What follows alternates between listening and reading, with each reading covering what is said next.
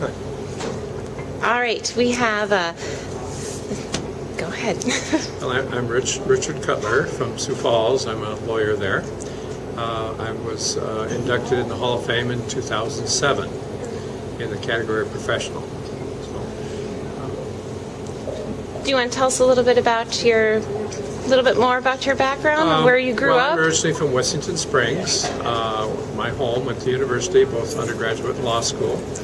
And then after that was the time of the Vietnam War. I had taken ROTC, so I ended up in the military as an Army lawyer, JAG officer, and the Army sent me to language school to study German, and I ended up in Germany at the embassy in Bonn, which was a really interesting time because that's when Germany was divided and the Cold War was very real. And our second son was born in Germany, and so we were there for 3 years. Met many German friends, but when I think of challenges and experiences, that was probably the first time that I really was challenged, because I was probably a very young lawyer from South Dakota, which didn't have much experience, and in a situation where a lot of very high-level things were going on. Henry Cabot Lodge was the ambassador, and the embassy in Bonn was a very important one.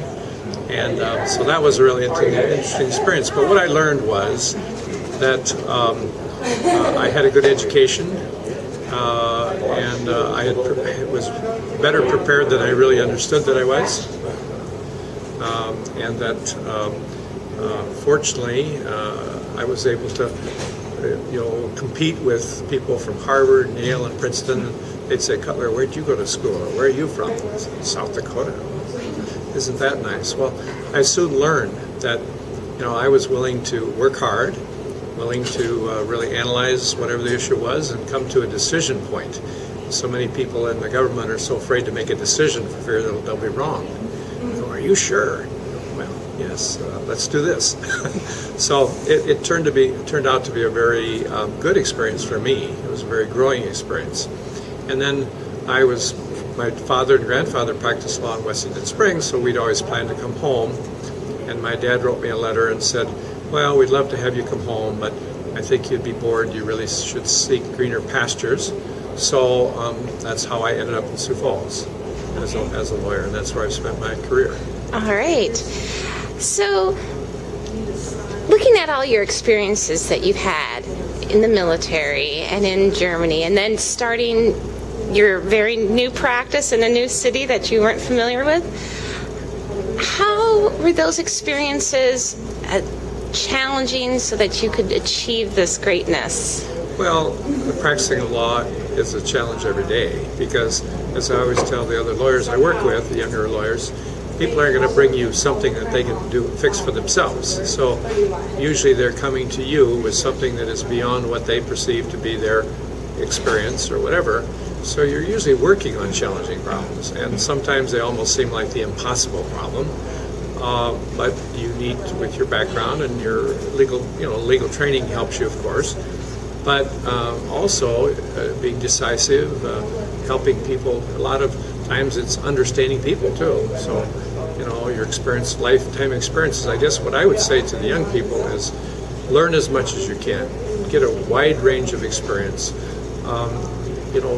Have lots of different jobs, meet people of all different levels and classes, because you're going to run into those people in your lifetime, and you understand them. And so often you find out, a lot of people don't think like I think, because our natural approach is, well, doesn't everybody understand that? And the answer is no, they don't.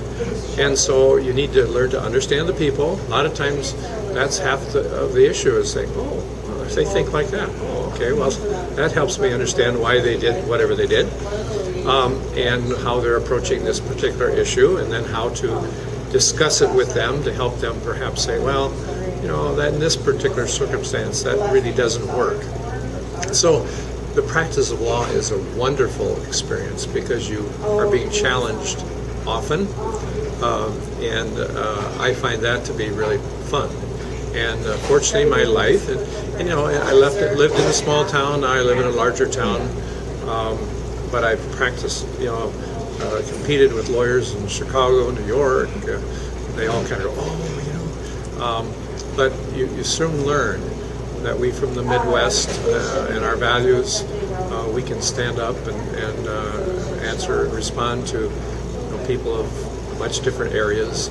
So yeah, life has just really been a blast for me.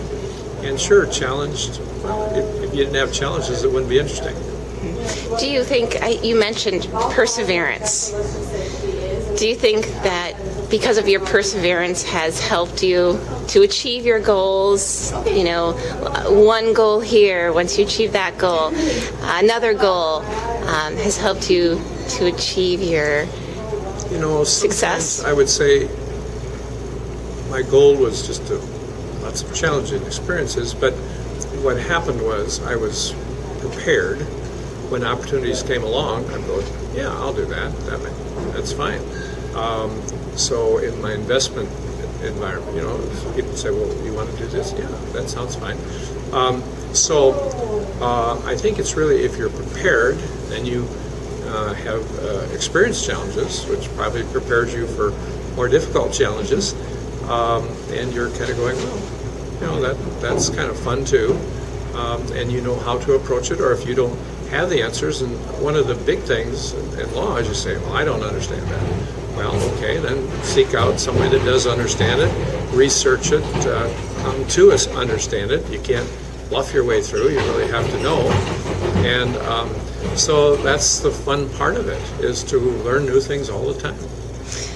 All right. Well, and lastly, we're going to take a look at, what do you think the South Dakota Hall of Fame should be doing to achieve our mission, the Champions for Excellence? Yeah. Well, I think in South Dakota, and I've lived here all of my life except for my military career, is there's kind of a built-in inferiority complex. And I think what we need to understand is we probably are as good or better than any people living in other parts of the United States of the world. We're not arrogant about it, but we aren't incompetent. We aren't beneath them. Yes, they might have a little broader experiences, or they might be this, or they might be that, but we can compete from South Dakota. And South Dakota people have been inordinately successful in other areas, inordinately successful. And so, Tom Brokaw, he just graduated the university, struggled to get through school. So, I knew Tom there. A lot of the people that have done very well came from this hardworking, curiosity type experience from a small town in South Dakota. So, in our particular school in Wessington Springs, when I was in school, we had a group of guys, happened to be, that our math professor died. And the principal came in and said, well, I'm your teacher. We were taking advanced algebra. And but I'm not qualified to teach basic algebra. But I'm your teacher, but you're going to teach each other. And so we all taught. The brightest guy was a fellow by the name of Haugen. Haugen went on to the Naval Academy. He was #1 in his class in math. They asked him, where did you go to school? Because a lot of these Naval Academy guys had gone to prep schools and had taken extra credits to try to be prepared. Wessington Springs High School. And when I was at the university, there were 3 graduates, summa cum laude in arts and science. 2 of them were from Wessington Springs. And we had no idea that we had quite that ability until we finally got out into the world. So I think that's the real message. Small town people have a lot of skills. They've had probably a lot of experience that people in other communities haven't had, and they just need to really seek that, use it, be proud of it, and they can really make something of themselves and really make a mark in the world.